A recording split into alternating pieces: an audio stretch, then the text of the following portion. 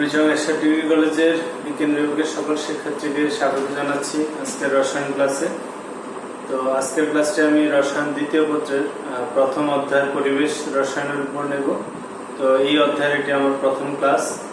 তো ধারাবাহিকভাবে এই অধ্যায়ের উপর ক্লাসগুলো আমি দিব। তো আশা করি সবগুলো ক্লাস তোমরা দেখবে, তাহলে অধ্যায়টি সম্পর্কে একটি ভালো ধারণা অর্জন করতে পারবে। তো আমি আজকে এটার প্রাথমিক যে বিষয়গুলো রয়েছে প্রথম দিকে সেগুলো একটু বলছি। এখানে পরিবেশ রসায়ন, অধ্যায়টির নাম হলো তো পরিবেশ সম্পর্কিত যে রসায়ন, সেখানে আলোচনা রয়েছে। অর্থাৎ পরিবেশ যে উপাদান নিয়ে গঠিত সেগুলো কিভাবে পারস্পরিকভাবে অবস্থান করছে এবং পরিবেশ যে উপাদানগুলো রয়েছে, বিশেষ করে আমরা যে ভূপৃষ্ঠে রয়েছি, ভূপৃষ্ঠে আমরা আমাদের চারদিকে বায়ুমণ্ডল রয়েছে। তো বায়ুমণ্ডলে বিভিন্ন স্তর রয়েছে, স্তরগুলোতে বিভিন্ন স্তরে বিভিন্ন প্রকার পদার্থ বিদ্যমান রয়েছে, তোমরা এটা জানো সবাই। তো বায়ুমণ্ডলের 4টি স্তর রয়েছে।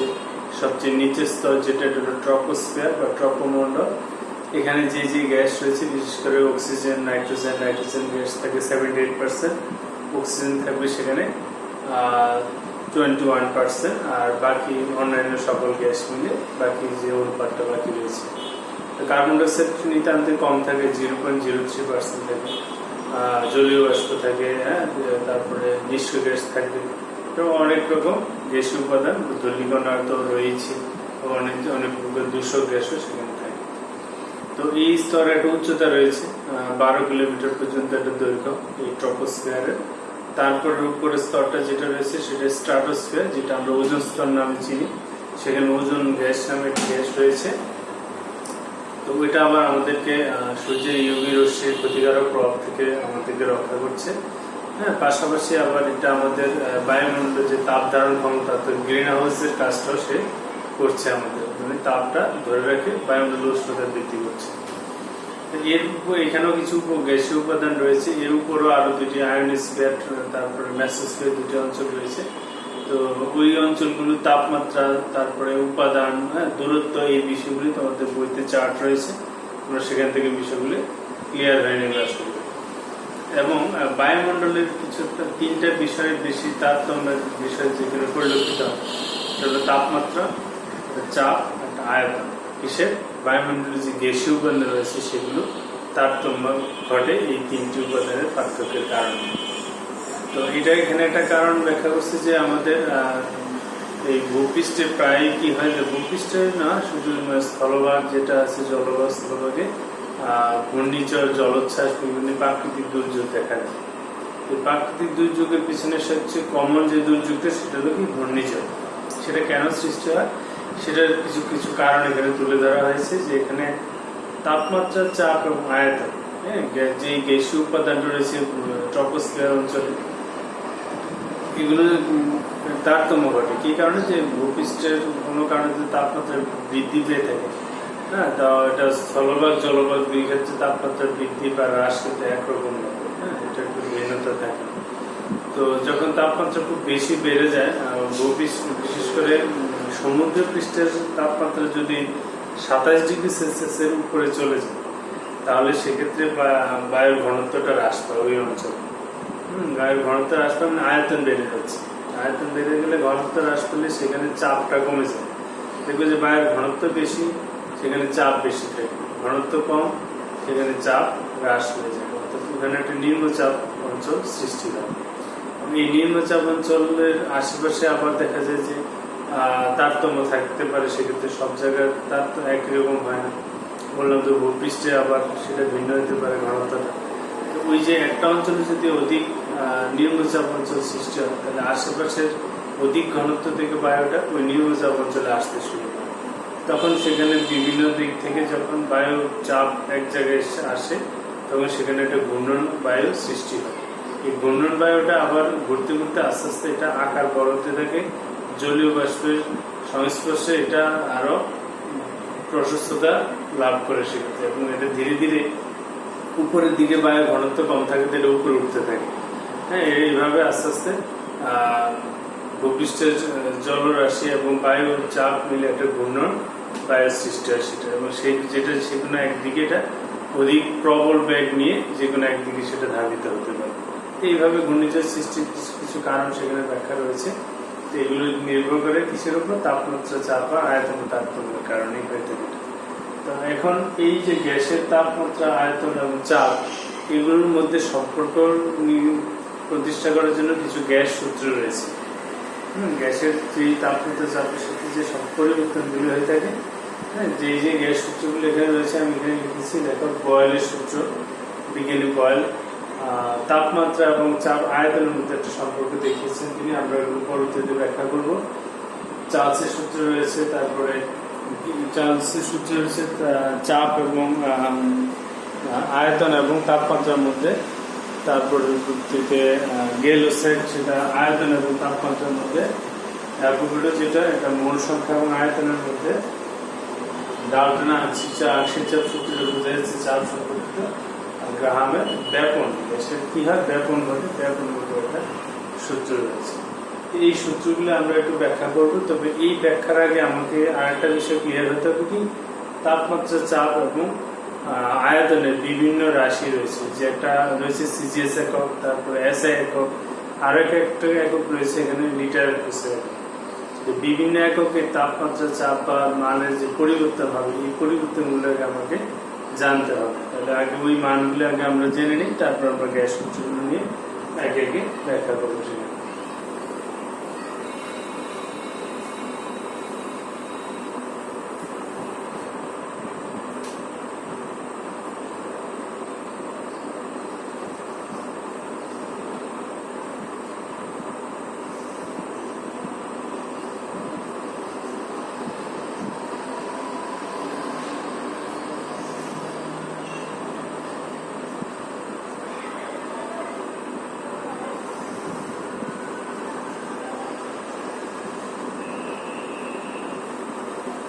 এখানে তিনটা একক আমি তুলে ধরেছি। একটা হলো রাশি, যেটা অ্যাটমসফিয়ার একক, অর্থাৎ চাপ। অ্যাটমসফিয়ারের আয়তন এখানে থাকবে এসআই একক, এখানে কিন্তু চাপটা চেঞ্জ হয়ে যাবে, আয়তন চেঞ্জ হবে, সিজিএস অনুরূপ হবে। তো আমরা এখানে লিখি কখন কোন মানটা লিখবো। এখানে রাশি যদি হয় চাপ, কোনটা পি দিয়ে প্রকাশ করে, তাহলে এক্ষেত্রে হবে অ্যাটমসফিয়ার একক। হ্যাঁ, অ্যাটমসফিয়ার যেটা বায়ুমণ্ডলীয় চাপ বলতে, এক্ষেত্রে চাপটা হবে নিউটন মিটার ইন্ডাস্ট্রি, বা আমরা এটাকে একটা প্যাসকেল এককে প্রকাশ করব। কি একক ব্যবহার করবো? চাপের একক হবে প্যাসকেল। আর সেন্টিমিটার এখানে হবে সেন্টিমিটার পার চাপ ব্যবহৃত হবে, বা এটা পরবর্তীতে ডাইন সেন্টিমিটার ইন্ডাস্ট্রি, এই এককটা আমরা ব্যবহার করব। এটা থেকে আমরা এটাতে চলে যাবো ডাইন সেন্টিমিটার ইন্ডাস্ট্রি। এটা হলো চাপের মানগুলো। এরপরে আসো আয়তন, এক্ষেত্রে হবে লিটার, মিটার কিউব, এটা হবে সেন্টিমিটার কিউব। এখানে আয়তনটা লিটার হিসাব করবো, এখানে মিটার কিউব হিসাব করবো। মানে যে তরলটা, যে পাত্র থাকবে, সেই পাত্রের দৈর্ঘ্য, প্রস্থ, উচ্চতা মেপে আমরা মিটার কিউব হিসাব করবো। আবার একইভাবে সিজিএস হলে সেন্টিমিটার কিউব হিসাব করব। এবার আসো আয়তনের পরে ভর, সেটা ডব্লিউ বা এম যেটাই হোক। এক্ষেত্রে হবে গ্রাম, এক্ষেত্রে হবে কেজি, এটা হবে। এই তিনটা বিষয় বেশি প্রয়োজন হবে তোমার। তাপমাত্রা তো সব জায়গায় সেম হবে, চাপ, আয়তন এবং ভর যেটা। তারপর তাপমাত্রাটা যদি আমি লিখে দিই, তাপমাত্রা সব জায়গায় ক্যালভিন। তাপমাত্রা সব জায়গায় কি হবে? ক্যালভিন একক হবে। বিকল্প ডিগ্রি সেলসিয়াস থাকলে সেটা আমরা ক্যালভিনে কনভার্ট করে নিই। আর এর মান যেটা গ্যাস ধ্রুবক 0.0821 litre atmosphere, 8.314 joule mole inverse, W inverse, and 8.32 into 10 to the power 7 আর মোল ইনভার্স। তাহলে আমরা এই এককগুলো আমরা আর এই তিনটা মান ব্যবহার করব। এগুলো খেয়াল রাখতে হবে। আর কি মান আমরা ব্যবহার করেছি, তা আর এর মানগুলো তিনটা মানে আমাকে জানতে হবে, তিনটা মানে বিভিন্ন ক্ষেত্রে ব্যবহার হবে। লিটার অ্যাটমসফিয়ারে আর এর মান 0.081 হবে, এস এর 8.74 হবে, আর সিজিএস এ সেটা হবে 8.32 × 10⁻⁷ আর পার মোল পাবে। আর সিজিএস এর শক্তির এককটা আর, আর এক্ষেত্রে হবে এই দুটা মানে সবচেয়ে বেশি ব্যবহার হবে। আমরা এই দুটাই আপাতত জানবো। এই মানগুলো একটু খেয়াল রাখবে যে লিটার অ্যাটমসফিয়ার হয় তোমাকে এইভাবে সবগুলো মান বসাতে হবে সমীকরণ, হয়তো এইভাবে সবগুলো মান বসাতে হবে, যেখানে একটা লিটার একটা প্যাসকেল এটা বসানোর সুযোগ নেই। বিশেষ করে এটা কিছু সমীকরণ রয়েছে, ওই সমীকরণ উভয় দিকে যদি চাপ উভয় দিকে আয়তন থাকে সেক্ষেত্রে আর এই পরিবর্তন করার প্রয়োজন পড়ে না। যেমন P1 P2 তাহলে উভয় একদিকে কিলো প্যাসকেল, দুটোর চাপ সেম হইতে হবে, আয়তনের সাথে চাপ সেখানে না হলেও চলবে। দুইটা চাপ এক হলে বা দুইটা আয়তন এক হলেই সেখানে হবে। আর কিছু সমীকরণ রয়েছে, যেমন এক্ষেত্রে এই সমীকরণগুলোর ক্ষেত্রে এইটা সবচেয়ে বেশি ব্যবহার হবে, আর যেটা সমীকরণ ব্যবহার হবে সেক্ষেত্রে এই সমীকরণের ক্ষেত্রে হয় তোমাকে এই মানে এককে সব মান বসাতে হবে, নয় এই এককে সব মান বসাতে হবে। তুমি এক্ষেত্রে চাপ যদি অ্যাটমসফিয়ার বসা, আয়তন অবশ্যই লিটার বসাতে হবে, বুঝতে পারছো? এবং আবার অনেক সময় ভর ব্যবহার হয় এক্ষেত্রে W/m RT লেখা যায়। এই ক্ষেত্রে যদি তুমি n মোল সংখ্যা কি প্রদত্ত করবে আণবিক ভর, এখানে যদি সিজিএস একক এস একক বসাতে হবে, চাপ হবে প্যাসকেলে বসাতে হবে, আর আয়তনটা মিটার কিউবে বসাতে হবে, আর তোমার W/m যেটা হবে এগুলোকে অবশ্যই কেজিতে বসাতে হবে, গ্রাম বসানোর সুযোগ থাকবে না সেক্ষেত্রে। এগুলো মোটামুটি আমার বিভিন্ন এককগুলো দেখলাম। এখন আমরা এই চাপ এবং আয়তন এবং তাপমাত্রা সিজিএস এস এর কখন কিভাবে রূপান্তর করবে, সেই বিষয়টা একটু দেখা যাচ্ছে।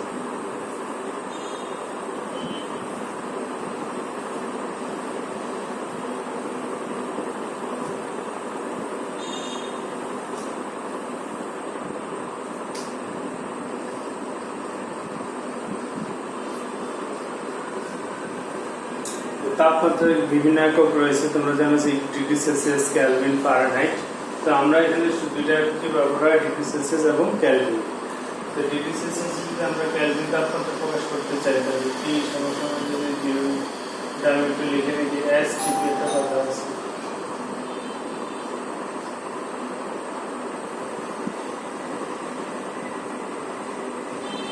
এসটিপি তো বুঝি স্ট্যান্ডার্ড টেম্পারেচার এন্ড প্রেসার।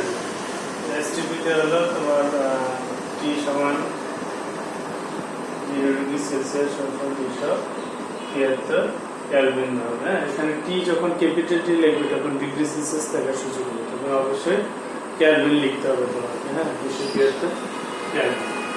আবার এসটিপিতে যদি বসাই T সমান 25 ডিগ্রি সেলসিয়াস, তখন হবে 298 দুইটা একক। একটা হলো এসটিপি-তে 0 degree Celsius standard temperature and pressure, STP standard ambient temperature and pressure. Ambient মানে হলো পারিপার্শ্বিক, এটা হলো প্রমাণ অবস্থা, আর এটা হলো কক্ষ তাপমাত্রা যেটা বলে আর কি, ওইটাকে বোঝানো হয়েছে। তো গ্যাসের ক্ষেত্রে আমরা এটাই সবচেয়ে বেশি ফলো করি, এসটিপি-তে। এসটিপি বললেই তাপমাত্রা বুঝতে হবে যে 0 ডিগ্রি সেলসিয়াস বা 273 কেলভিন।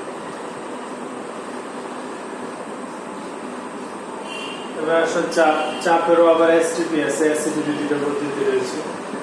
এসটিপি T সমান 1 অ্যাটমসফিয়ার, এটা অ্যাটমসফিয়ারে যদি ধরি তাহলে 1 অ্যাটমসফিয়ার, এসটিপি যে চাপ। কিন্তু এটাকে যদি তুমি অন্য এককে নিতে চাও সেটা নিতে পারো, যেমন যদি মিলিমিটার পার চক্রমিটার 760 মিলিমিটার পার হচ্ছে।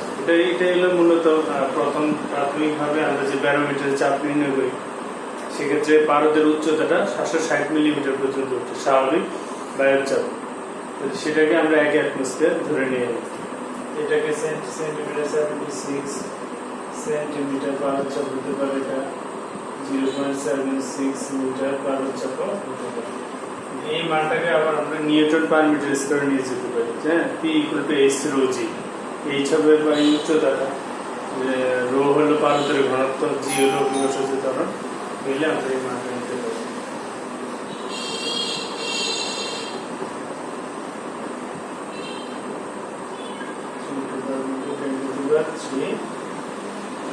প্যাসকেল বা নিউটন পার মিটার স্কয়ার আসবে। একইভাবে এটাকে কিলো প্যাসকেল নেওয়া যেতে পারে।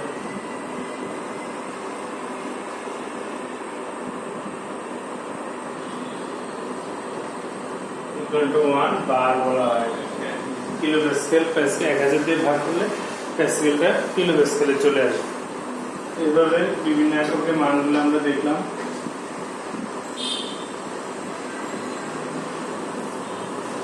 মানগুলো তোমরা এখান থেকে শিখে নিতে পারবে যে কোন এককে কি মান তোমরা ব্যবহার করবে।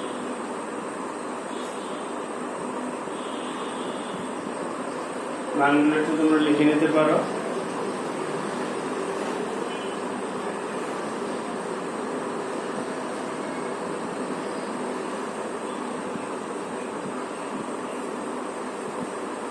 তো এক্ষেত্রে আমরা এটা হলো তোমার স্কয়ার এককে হবে, এটা মিলিমিটার, যেটা সেন্টিমিটারটা আমরা সিসিএস এ ব্যবহার করি, কিন্তু এটা আমরা ডাইন সেন্টিমিটার নিয়ে যাব।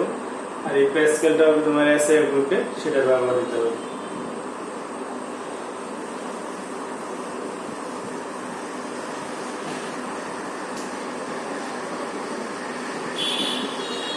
তাহলে এই কনভার্টগুলো তোমাকে একটু শিখতে হবে। যেমন এখানে তুমি যদি 750 মিলিমিটার পাওয়ার চাপ থাকে, তাহলে এটাকে এটিএম এ কিভাবে নেবে? হ্যাঁ, এটা যেহেতু এক এটিএম সমান কত আছে 760, তাহলে এই মানটাকে 760 দিয়ে ভাগ করলে এই মানটা কি হয়ে যাবে? এটিএম হয়ে যাবে।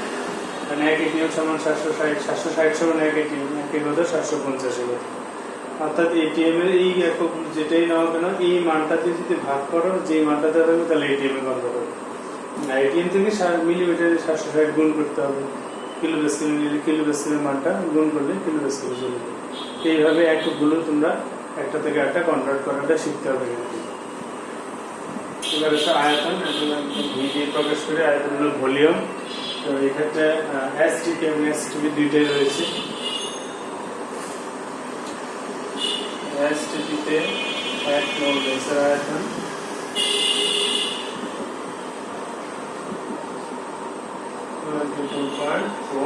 লিটার।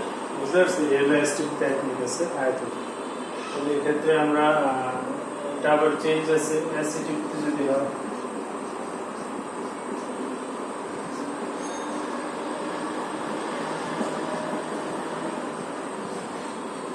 এসটিপিতে আয়তনটা একটু বেড়ে যাবে। এখন যেহেতু তাপমাত্রা বৃদ্ধি পেয়েছে, তাই আয়তনটা একটু বেশি হবে। কিন্তু এখানে আমি যেটা শেখাবো সেটা হলো বিভিন্ন এককগুলো কনভার্ট। 1 লিটার সমান কি লেখা যায়? 10⁻³ মিলিলিটার, মানে 1000 মিলিলিটার 1 লিটার সমান। এটা সমান আবার কি লেখা যায়? 1000 সেন্টিমিটার কিউব, মানে 10⁻³ সেন্টিমিটার কিউব। তো 1 মিলিলিটার ইজ ইকুয়াল টু কি? 1 সেন্টিমিটার কিউব। এটা কিন্তু 1 মিলিলিটার সমান 1 সেন্টিমিটার। এটা সমান আবার কি লেখা যায়? 22.4 সরি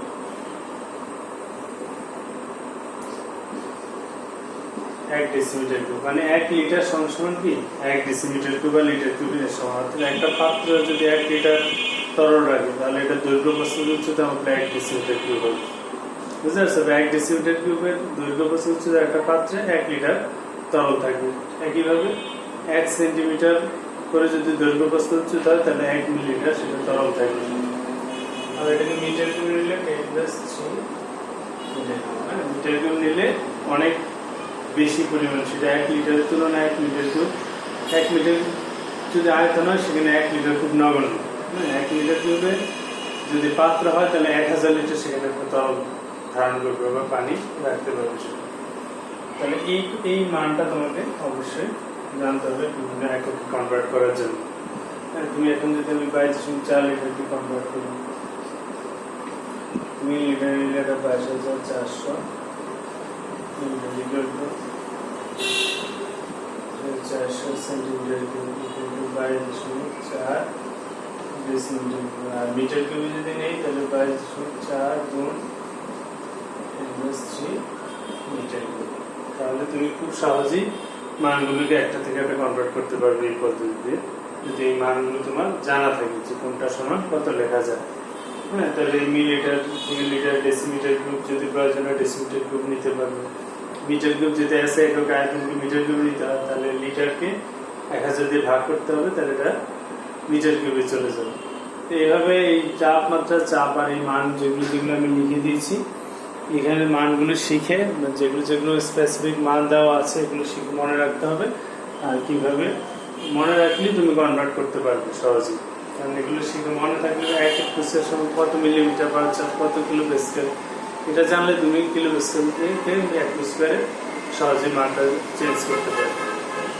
একইভাবে আয়তনের বিষয়টাও করতে হবে, কারণ এই ক্ষেত্রে যত গাণিতিক সমস্যা আছে এই বিষয়টা তোমার ভালোভাবে না জানলে গাণিতিক বিষয়গুলি সহজে করা সম্ভব হবে না।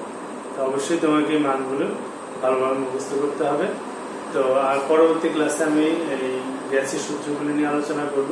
আজকে এই পর্যন্তই শেষ করছি এখানে। সবাইকে ধন্যবাদ জানাচ্ছি।